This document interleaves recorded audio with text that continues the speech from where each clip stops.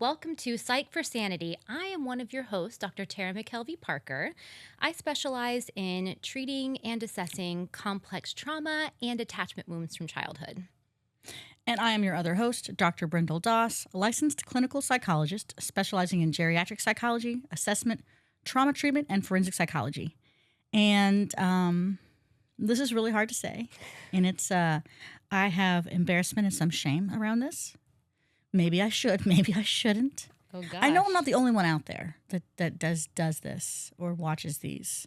Everyone, any kind of regular listener of ours knows that I, very early on in our podcasting journey, shared about my love of train videos, train documentaries. It's hard to forget. Thank you. Well, I had no problem sharing that, but this feels a little more vulnerable for me to share. Oh, gosh, what is coming? I have been watching these new videos. Not new. They're not new. That's not today. These videos from this creator, and they are hoof trimming videos. Brindle? Yes. I don't have words, actually. So this is my fear. What are you doing? So this is a man in Wisconsin. He's Nate the Hoof Guy, and he makes videos of trimming cows' hooves. And why, Brindle? Why? I don't fully know. It just helps me. Like, is it? I don't know. So this is why I had embarrassment and shame over this. She knew I was going to judge her. I'm a little bit regretting telling you this. I was like, no, look at my face. Looking at your face. I love you. I love you too. I love your uniqueness. Oh, geez. Glad someone besides my spouse does.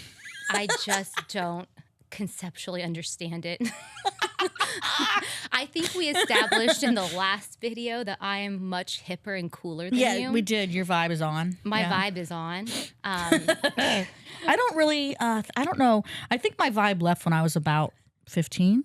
I haven't seen it since. I haven't been looking for it. I've been busy. Well, because she's watching hoof trimming videos. But it's something like he helps the cows relieve the pressure in their hooves from the boo-boos. Okay, well, you left out that part, Brenda. Well, he does these trims. That's and at least like cute. I know and relevant. so much about cow trimming now. It's because they hurt. Well, they're limping, they're lame. Oh. And he helps these cows. He like scrapes off the parts of the hoof and relieves the pressure in the hoof. Oh, okay. Well, that's sweet. You didn't tell me that part. Well, yeah, and also sounded the like cows. you were literally watching a man named Nate, just like. But that's also part of it. Continuously shape. Okay, it's part of it. Some are regular trims, but a lot of the videos that are more popular that are like whatever. And he's been doing this for a long time. He's big on YouTube. It's like millions of followers. So I know I'm not the only person out there. Maybe if you're a fellow fan of Nate the Hoof Guy, maybe leave a comment so my co-host doesn't think I'm functionally clinically insane. I could get on board a little bit when it was like, the doctor for cows, relieving the pressure, and that was super sweet and like, oh, like, I could understand that. The part about trimming the hooves, it's like people who like to also watch the pimple popping. Like the pimple popping. That's exactly how it feels. Yes. I can like that's not my and that's what's weird. Thing. I cannot watch that at all. You can't. Well, that's also kind of gross. So there's maybe like anyway. Your story though does remind me. Tell me. Of our topic today. Okay. Actually, because you started out talking about shame and embarrassment. Yes, you were kind of scared that I was going to reject you, make fun of you, and make you feel like a kind of lame loser. Mm-hmm. Of course, that's not what I did. Because no, I you're very you. kind, and you're a good friend. And I love you it's too. hard to again the trimming part. I'm like, why? But but recently, so we have some regular listeners to the podcast now, which is like exciting. So exciting, we love it. So, thank you, everybody. Thank you. Yeah. So I was asking around about, thus far in any of the episodes you've watched, have you had questions? Is there anything you're curious about? Are there any, do you have any ideas about podcast episodes you'd like Things to hear? you want us to talk about. Yeah. And we do talk a lot about trauma, or I do. We do. And especially in the context of parenting and how that comes up. But I had one listener who asked for some kind of like beginner-friendly advice on how to start healing childhood abuse and neglect. Okay. And I was like, oh, okay, that's that's a great question. Right. And also like, what would I suggest? Because healing abuse and neglect is can be complicated. And while a podcast episode isn't going to do all the work, Yeah. This person was mostly looking like, where do I start? Where do I start? And like, Or what's some general information? like one thing, like what could I start doing? Sort of like, beginner, like kind of advice or whatever. And so I thought that's a great question, and so I thought, really, you can't do any healing Right. from childhood abuse and neglect if you don't know how you feel. Yes. Because a bunch of what we experience as an adult who is a survivor is a lot of emotional dysregulation, emotional flashbacks, just having a ton of emotion that we're flooded by that we just don't really know what to do with because when we were children, nobody really helped us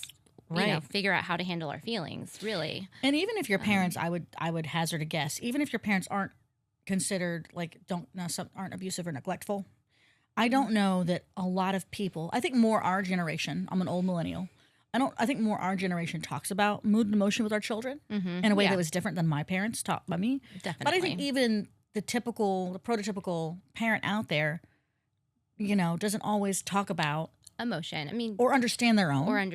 So this will be good for, not just, survivors of abuse and neglect. So I was thinking, okay, emotion, like what could we do around that? And so I thought it could be helpful just to have some episodes that are kind of directed at one emotion and what it is and what its purpose is and like how it manifests and what to do. Yeah. And, maybe like moving Emotion 101. Emotion 101. Yeah. I was like, okay, that's like kind of, and that seems a little silly, but like genuinely a lot of people don't know how they feel or don't know what it looks like or what to do about it. Even people have a much harder time knowing what they feel when they exactly feel it and then knowing how to effectively move through a process. Yeah. That feeling. Yeah, exactly. So Emotion 101, I like that actually. Well, Emotion 101. So we're going to be devoting some episodes to different emotions. And today we're covering shame. Shame. So this is why your story reminded me of it. Shame. Because shame is one of my favorites. We link arms, me and fear and guilt, and we just skip around the playground sometimes. Stop. No, don't. I know, but seriously, shame is a big one for those who experienced childhood neglect or abuse. Right. So, but also just normal in the population. So, like some people we all experience shame to a degree at different points in time. But all emotions serve a purpose. Yeah. Yeah. So shame is this idea, that I am bad, I'm not good enough, I'm a failure, basically like I am some negative judgment about the self. And not only some negative judgment, but an absolute. Yeah, it's usually, yes, absolutely. So it's, shame, again, all of it is normal and sort of serves a purpose, and it gets a little toxic and unhealthy whenever, we have more of it and it's more pervasive. But really, shame does have a purpose, like a legitimate purpose. Right. And really, one of the main purposes is to keep us in connection with other people. Right. Right. Well, how does shame manifest in the body? I think anytime you have a feeling, to start figuring out what we feel when we feel it, we kind of have to start at the beginning. And how would someone recognize, someone that didn't have any kind of experience understanding their emotions, after they have the thought, I'm a bad person, what kind of experience might they have in their body to kind of tell them, oh, this is shame? Yeah, so there's different manifestations of how an emotion, so how it looks. So one is the cognitive piece that I mentioned before. I am bad, I'm a failure. Some of us are more aware of that manifestation of shame. That's one of my main sort of tells for when I start to feel ashamed. Yeah. Because that narrative starts, playing you're a really terrible mom and, you're a really bad therapist. And it's all of that negative judgment. I notice it cognitively. Sure. But for others, they may notice it in their body more. Right. Okay. So what that could look like is, not looking at someone. Averting your gaze. Okay. Our bodies can collapse, kind of close in, like when you're just kind of like, well, everything slumping your sucks shoulders, and sure, I suck and the world sucks, and it's just like this heaviness, kind of exhaustion, collapse. Okay. Sometimes, I feel like do you ever feel in your face when you're Right. embarrassed or Yeah. ashamed, like Face that flushed. face flush. Mhm. Yeah, definitely. Okay. I don't know what about I think behavioral is a big one too. Right. So For behaviors. yes, our behaviors can also be manifestations of our emotions. So when we're experiencing shame, Mm-hmm. the first thing I want to do when I feel ashamed, and now I can recognize that this behavior Sure. is because I feel ashamed, and I can, I have the narrative that's playing too. But so for me, it's probably I notice it most when I'm cognitively Right. thinking in a shame-based way or I'm acting. So Mm. my first strategy is I'm just going to hide. Withdrawal. I'm just going to go away. Is this when you disappear? Yeah, when you don't hear from me from a while, it's probably because I'm wallowing in self-pity with guilt, fear, shame. We're all having a sleepover, but we're not doing Spice But it's not a Girls fun sleepover. choreographies and It's not a raiding the fun pantry. sleepover, listeners. It's not a fun So this is sleepover. when I always be like, hey, what you doing? You want to hang out? I'm like, I just want to be alone and cry and wallow in self-pity. But I'm getting But better. you don't do that. I'm getting better these days at like accepting the support, because it is very, very important when you're feeling ashamed to have support, which we'll talk about more in a second. Exactly. But yeah, definitely the behavioral. So hiding, withdrawal. Right. What else can you think So of? yeah, no, other behaviors I think related to shame could be self-sabotaging. Big one. Self-sabotaging, withdrawing, or like assuming, like allowing assumptions like about others, but self-sabotage is where, well, if this is, if I'm a bad person, then I'm just gonna be a real bad person. It really, to me, it is like shame based because it's this anger Mm-hmm. that you've turned toward Inward. yourself, Yes. which is shame, by the way, folks. One of the ways you can kind of like reduce shame is to get angry, which we'll talk about in a second. We will. But yeah, like anything where you're like, it's an attack on the self. So Mm-hmm. cutting, self-abuse, Self-harm. self-harm, drinking or using substances like significantly Illicit to, substances or substances that are beyond prescription. yeah, like to a really high degree. Reckless driving. Dating unavailable men. Just Right. those are things that would represent potential self-sabotage, that you are not feeling good about yourself. Right. And you are acting out that shame on Yeah. your body, or like in a way that's going to be not really very great for you. And harmful. And really it is, if I'm a bad person, then I don't deserve anything good. So, you know what I mean? Like this, I must deserve this. Yeah. kind of thing. It's just this anger turned inward at yourself and it's Right. self-destructive, but really it comes from the shame of the sense of Sure. I'm bad, I'm undeserving, Right. especially for, survivors of trauma. Again, we all kind of have some shame. Sure. Sure. But people who are survivors of trauma, like abuse or neglect, they have toxic shame. Mm. Toxic shame is like shame on steroids. Okay, so it's Okay. pervasive, it's chronic, it's like, it's just like there, like, like we're, like I said, we're like arm in arm. I'm like, There's- hey, buddy. There's no relief from it. Yeah, it's always like, yeah, Right. it goes deep. It's like, I'm not a good person. I'm unlovable. I am all Yeah. of these things. And And it that's feels the heavy. thing, though. Shame is a liar. Yeah, well, shame. So shame is why I want to defend shame a little bit, Do because you? Okay. I do a little Toxic bit. shame? Not toxic shame. Okay. Toxic shame is a liar. There we go. So spectrum. Toxic shame, like in trauma literature, is the internalized, abusive, neglectful parent. Right. And it's not nice It's not nice. and never okay. We don't like it. It's not great. So you Right. we really got to like combat that toxic shame, because it's abusive And usually. and It wants functionally you to do speaking, it's self-destructive inaccurate. things. It does. It does. And it is not, yes.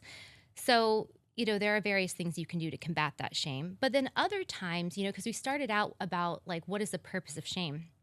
I think when you experience shame to a lesser degree, Yeah. right, in a more normalized degree, it is trying to help you seek out connection. Interesting. Say that again. Okay. And it's trying to help you seek out connection, and it is trying to help you live more in line with your values. Yes. Okay. So like Yes. shame is like a messenger, but when it gets to be toxic, like that abusive internal, Right. or neglectful parent, yeah, we gotta. Well, There's the a message whole, gets distorted. well, it's again, it's on steroids, and it's very like when it makes us do self-destructive things, Not like helpful. no. Yeah. So that requires like a specific set of things to do, as And a opposed to sort of, therapist, I think. well, of course. So we'll give some basic tips and tricks in a minute about like how to deal with the toxic shame, but the normal, more normal level of in helpful shame, Mm-hmm. it is really, it's supposed to sort of make you reflect on what mistakes you've made and how, like Right. if you yell at your kid because you're angry and you have a value, you value gentle parenting, Sure. the goal is to stop and reflect and be like, oh, okay, like I really, lost my Cool. marbles. My I bananas. was trying to think of a Mhm. word that wasn't one that started with S. Um, Thank you. I'm not supposed to on this podcast. No, we're not supposed to. No. But if you realize that, then Right. you reflect on it and you're like, okay, this is what I need to do so that I can like stay a little bit cooler and calmer in Right. this moment later. Right. And you kind of Yeah. move forward, and you may seek out, I know you and I talk All the time. often about Mhm. how we make mistakes with our kids, and Yep. we can commiserate. And I feel so much better when I tell you what I've done, this terrible thing that I think that I've done. And you're like, oh, I've done that too. Right? Like Yeah. Well, then you're not alone. then I'm not alone. So if Right. you know Brene Brown, her whole shame talk, which is kind of like Love where Brene Brown. my obsession with shame started, was with Brene Brown, because I've always been like really interested in shame in general, just intellectually too. But she says the antidote to shame is empathy and connection. Okay. If you sit in connection with someone who's experienced the same thing as you, has made the same mistake, and Right. it just doesn't, it's just not, doesn't impact you Well, so it much. normalizes Yeah, it normalizes. the choices and the behaviors and takes it from the message to, wow, maybe I'm not a horrible, complete bad person. I made a choice that wasn't in line with my values. Exactly. How can I make a choice that's more in line with my values moving Exactly. forward? And this, and so this sounds really simple, and that's because Oh, it's much harder to do in life, though. well, and it doesn't work with toxic shame, right? Right. Because when you're in like toxic shame, Because it lies. you can't see outside of the narrative, right? Right. So you're doing, this is really nice reflective work. When we are experiencing toxic shame, it is incredibly hard initially to be reflective, Mhm. because it feels like, actually, I am terrible, and nothing that you can say or Right. do will convince me otherwise. And so, Yeah. so then it can be extra challenging to do Yeah. this. I was thinking when we were talking about like this episode and things we were going to talk about with shame, I don't think I really, even though I was absolutely embarrassed about my hoof trimming videos and have, up until now, I'm not probably normal, Right. but healthy shame, right? Her shame is saying like, hey, you might be rejected if you Right. say this thing about hoof trimming, so maybe don't. But then she was like, you know what? I'm like super confident in myself and know Aw. that Tara will like probably mostly get it. So I'm going to be brave. mostly try. She'll try to at and I'm least. going to share this thing, but that's like healthy shame. Right. Well, Right. But I realized in talking about this that I did not growing up conceptualize experiencing any shame until we Right, started yeah, having we- that, like you- more recently have this conversation. Yeah. Yeah. And yeah. I thought, I think I told you, I was like, I don't think I've ever really felt shame. And I think she glared at me. I was like, what a nice life you've had. I'm going to try not to be really jealous, but I am. But no, we'll talk about jealousy. But no, but We I do really, need to talk about I think that I didn't until recently have a functional understanding of what shame was until I recently had, like, as all of us do, like a relational rupture in one of my close, intimate relationships. And I made a really sad choice and made some sad decisions. And I didn't think I functionally fully experienced shame until maybe toxic shame, maybe, but not fully. Closer to toxic shame than not. I mean, whatever happened to you, because relationships mean so much to you. They mean so much to me. Was yeah. probably so scary that Yes. it dipped you down into this place of toxic shame. Yeah. But it's not something you typically exist. No. But around this Around area, yes, this is yeah. where you may have some deeper shame. Right. Well, I think it was so out of line with who I try to be in this Yeah. relationship. It was so far from my purpose and my mission in the relationship Right. that's why it must have been so shame inducing. Yeah. And it was honestly, like, to be completely transparent, it was really helpful. I Mm-hmm. obviously would not have want to redo the decisions again. 100%. Never will again. Mm-hmm.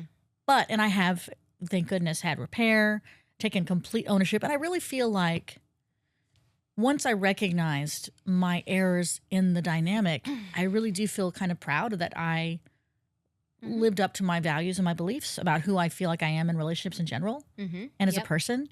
And I do feel proud of how I moved through that experience emotionally, even though it was functionally like incredibly hard and difficult and painful. Yeah. But I feel like the shame part of it, I don't think I recognized shame. Right. Until it was like right in your face. Until it's in my face. Like, and that will help my work with my patients, because I do think the lived experiences of therapists are important in terms of treatment. Well, I'm not saying people have to have all lived experiences to treat. Oh, well, yeah. No. No, I feel the same way about complex PTSD. I knew what it was. I treated it. I could recognize some aspects in myself, but it wasn't really until I had a major life stressor that opened me up, and I was having flashbacks, and I was emotionally dysregulated, and I was like doing a lot of self-sabotage things, you know, like it was like kind of clicked into place for me experientially, like, oh, that's what that is. This is what my patients feel. And then it's like so much. It is, yes, incredibly helpful in being able to understand people's experiences, but it's not pretty and doesn't feel good. No. And yeah, now that you've sort of, did you experience it as almost like very hard to see out of?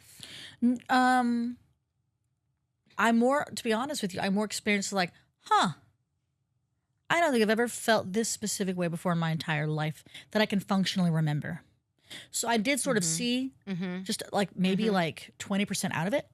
And I am a person, I'm an external processor, and I'm grateful that I have a massively wonderful community around me that definitely, like, you were one of the people I called. Yes, I can attest to how well she did handle this.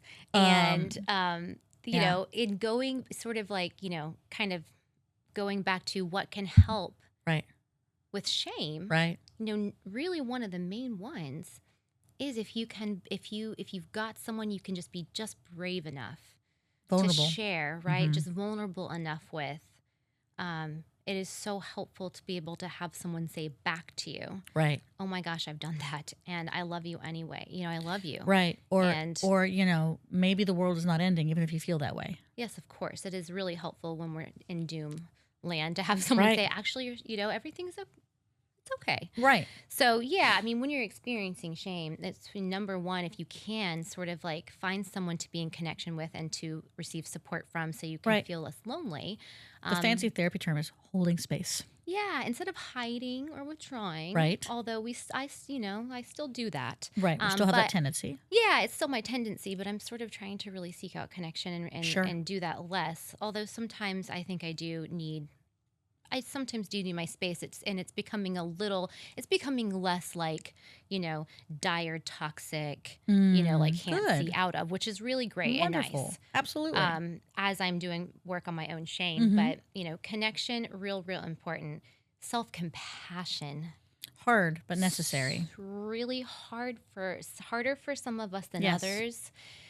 To actually be kind to yourself, because you have that shame, and it does not feel like it fits the narrative that is in your brain about who you are. But it's so important to be kind and self-compassionate when you hear that narrative in particular, or if you notice, you know, the shame, like, I am good. I like to tell myself, this comes from Dr. Becky. Love Dr. Becky. I am a good person that's struggling right now. It's so helpful. It's such a helpful phrase. Yeah. Kindness. Well, so we've talked about like the cognitions associated with shame. We've talked about some of the, you know, physical experiences people might have and some of the behaviors associated. But now, what do people functionally do? Like starting at the beginning, how does someone try to helpfully process and move through shame? Okay, so like in a concrete sort of way. You know, first, name it. Name it to tame it. Name it to tame it. Okay. That's a shirt right there. That's a shirt. Dylan, make a note. That's a shirt. I feel like people say that already. I've never heard that before till just now. I just made up a thing. Did you? Oh my God. No. Patent office. This exists. Anyway, let's get... Does it? Name it. Okay. So that is the reason why I wanted to do this episode. Because I wanted to help you name shame. So we went over the different ways that shame manifests in the body. Right, and how it's truly trying to send a message. Behaviorally, cognitively, that, you know, if it's a healthy level of shame, it's trying to send a message, right? Like you're not doing something aligned with your values, and hey, you need some support right now. Right, find support, find people. Okay, right. Okay, and then it can kind of, as we've talked about, veer into toxic, almost delusional. Unhelpful. delusional, unhelpful, like I am the worst person in the Right. world, toxic Right. shame that makes us do really, unhelpful things. And I've not been alive for very long, but I've been alive for some years, and I've really never met a Disney villain in person. That's what I'm saying. People act like with shame makes you think like you're the worst person on earth, which would be a Disney villain. True. So this is so you are doing one of the things that I think, we can kind of think about in terms of combating our shame. Okay. So, okay, name it. So how is it manifesting for me? Right. If it's cognitive, right? Remind yourself you're not a Disney villain. Remind yourself you are not a Disney villain. In no universe are you a bad person. In no universe are you Right. unlovable. In no universe do you deserve Right. bad things. Because you are a lovely person. You're a lovely person. You are a lovely person. Yeah. And so remind yourself you're not a Disney villain and that you're a good person who's having a hard time. Even if you've made sad choices or choices you have like true regret over. I've worked with all ages from like 99 to 2. I've worked in federal prisons. I've worked in outpatient clinics. I've worked in inpatient psychiatric centers. So I've met a lot of people that have done and made a lot of different types of choices. And I can't, even the people within, the system that you might think, oh, that's a bad person. I've not met a single bad person. Yeah. I've met people that have made really, really hard, painful, sad choices they have true regret and remorse for. But that doesn't mean that you're a bad person, right? I think so. I mean, we're in agreement on that. So, I think that's when you have that cognitive piece and that narrative and script that's beating you up, Right. and you've reflected on your values and you've sought support and you still feel like a piece of crap, right? Like you kind of really have to do some of that cognitive work, right? Right. Like, you really have to be able to really tell yourself and believe, like, I'm not a Disney. No, I'm not a Disney villain. No. Yeah. Yeah. Right. And so, seeking out support, really, really, really important. Huge. Connection. Okay. Right. Someone that you can tell some of these things to, and you feel generally pretty safe that they're going to be able to hear you and Right. and be like non-judgmental and Yes. be able to share with you that you're like, or at least at the very least respond affirmatively. They may not necessarily be vulnerable back, but you have a sense that they will accept Right. what you've got to say. Okay. Self-compassion. Okay. Again. Okay. When all of this is important for toxic shame, but for toxic shame, it really requires stopping some of the maladaptive behaviors. Yep. Like some of the self-sabotage. Yep. Like if that's being engaged in pretty repeatedly, there's always this sort of like, I am not worthy, like I am not good, it's just sort of constant like self-attack on the body. Right. So that is really important to be worked on and to be stopped, right? Sure. To be but also Pete Walker, I've talked about Pete Walker before. Yes, attachment guru. Yeah, complex PTSD, attachment trauma. He talks about, since toxic shame is a manifestation of the internalized abusive or neglectful parent, and so many of us with trauma turn our anger inward. Like we weren't allowed to be angry, it wasn't safe. So we directed all of the anger we couldn't express to our parent onto ourselves. Okay. And it becomes this self-attack. So Pete Walker talks about if you can really like stand up to the critic, to that toxic shame, to that part of you that's saying that you are terrible, you are unlovable, you're a bad person, like direct that anger you could never direct at your parents because it wasn't safe to that critic, right? Okay. And Pete Walker would say be harsh, like shut the F up. Like really get angry, like say all those things you wish you could say to your parents to it as a way to sort of like, you have to stop that abuse in its tracks. Right. You have to learn to protect yourself Absolutely. from that part that is. Because that's just a remanifestation of the trauma. 1,000%. And most of the time with the, survivors of trauma, abuse and neglect, it's a lot of that self-attack and self-sabotage. So, that's why it's so important to be able to be angry and to sort of like protect yourself and not harming yourself and also like not allowing that abuse or neglect to continue inside of yourself. Yeah. So that's one thing that I has been helpful for me in terms of combating the toxic shame. Name it, seek support, combat the critic. Combat the critic. Yep. Yeah. Exactly. I think this conversation is so important, and I'm so glad that this is where we're starting with our Emotion 101 series, because, a lot of emotion and negative emotion, people don't know how to process, and people have such avoidance, I think, of their shame. Well, it's incredibly painful. It's so difficult. Yeah. That I think that I'm hoping this conversation can begin you on the process. Again, we're not here to be your therapists on the podcast, but we definitely want to start you on the process of thinking about how you can address this with your own clinicians and how you can address this in your life within yourself. What are you taking away from today? What is your take home? What is my take home? I think there was one, as you were just now speaking, I was thinking about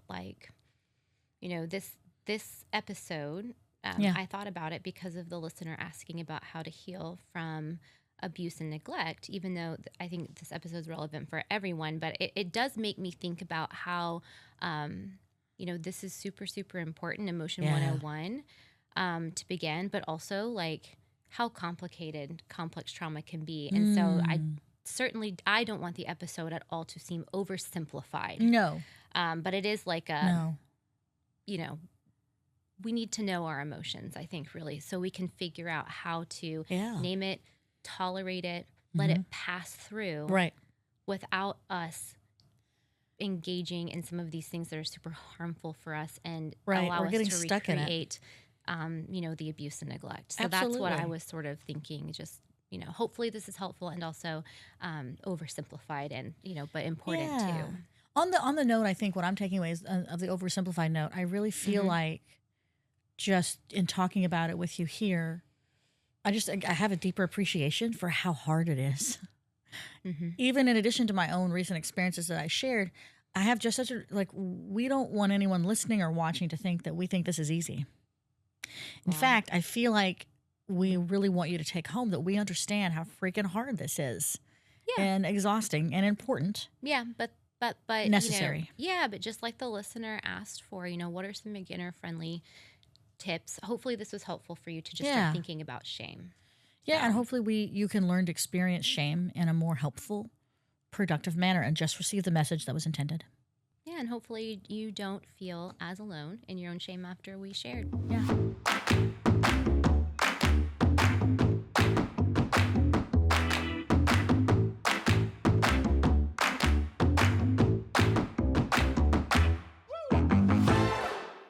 This podcast is intended for informational and educational purposes only and is not a substitute for therapy, diagnosis, or any kind of professional mental health treatment.